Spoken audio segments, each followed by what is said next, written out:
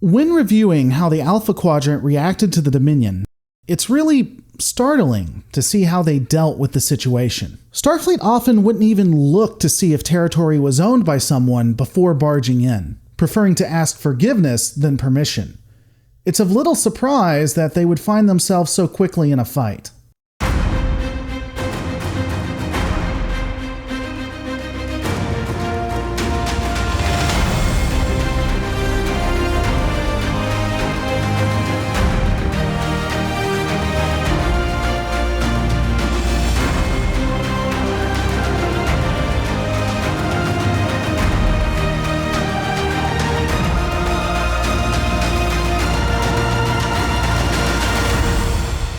For all the bluster of the Dominion, it's strange that we don't see a more immediate response to Starfleet quote-unquote invasion of their space. That said, however, the Dominion's presence is always felt in the Gamma Quadrant, whether they're there or not. We see whispers of them as early as DS9's episode Rules of Acquisition. The Ferengi are told that anyone who wants to do anything in the Gamma Quadrant must go through the Dominion first. However, the actual Dominion itself isn't a factor until a much later episode in DS9 named the Jem'Hadar. In that episode, we get the first real interaction between the species of the Alpha and Beta Quadrant and the races of the Dominion, namely the Vorta and Jem'Hadar. And of course, as we know, DS9 doesn't make continuity breaks, so the first interaction with the Vorta will show one utilizing telekinetic abilities. She does this to knock down Sisko, so of course this will be an ongoing trend where Vorta utilize this ability, if only to get out of rough spots. So don't worry, because only Discovery has continuity issues.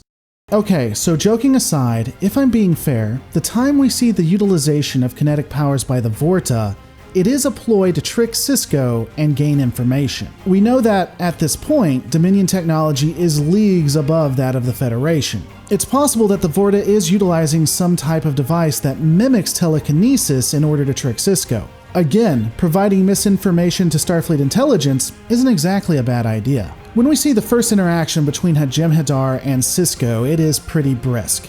The Jem'Hadar mentions many things, including the Founders, and then goes on to talk about things happening in the Alpha Quadrant, including talking about Klingons, Ferengi, humans, Bat'leths, and the Cardassian Treaty. This is far and above what should be known by a government that is so far away on the other side of the galaxy. How and why they know this is still somewhat of a mystery and up for debate, at least as of this meeting.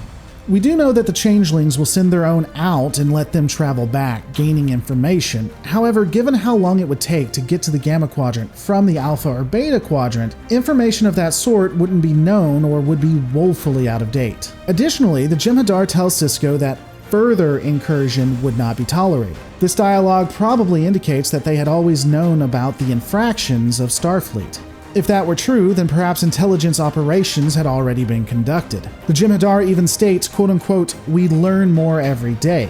Given that the Alpha Quadrant powers would not be aware of the Changelings, nor how to fight or detect them, gaining information would be quite easy.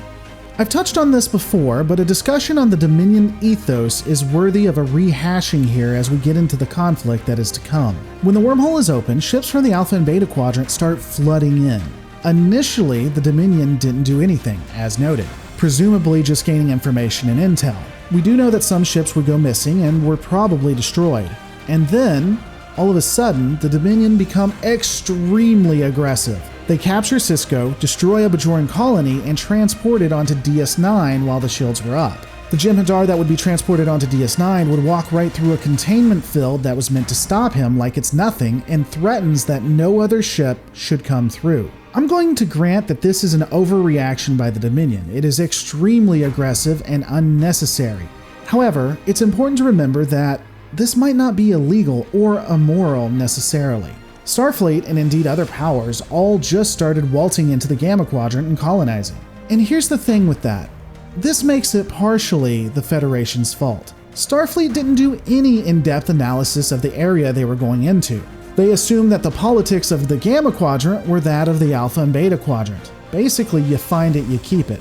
Starfleet has always had a "you're not my supervisor and it's better to ask forgiveness than permission" mentality. I think that Dax even proves my point when the Jem'Hadar advises the bridge crew of DS9 that they have captured and will keep Sisko as a prisoner of war going forward Dax states that the Dominion is crazy if they think that will stop the Federation from exploring the Gamma Quadrant, as if Starfleet has any inherent right to do so.